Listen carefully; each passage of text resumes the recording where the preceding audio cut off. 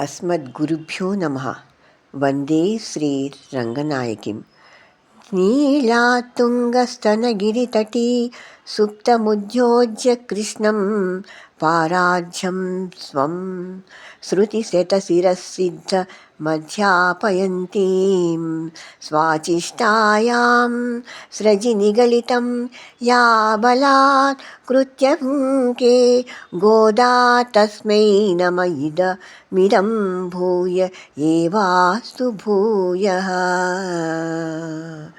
పరాశర భట్టార వారు గోదాదేవికి నమస్కరిస్తూ చెప్పినది. గోదాదేవి విష్ణుచితుడను మహాభక్తునకు తులసివనమును తవ్వుచుండగా భూమిలో దొరికిన బాలిక. శ్రీకృష్ణుని వివాహము చేసుకొనవలనని ఆమె నిశ్చయించుకొన్నది.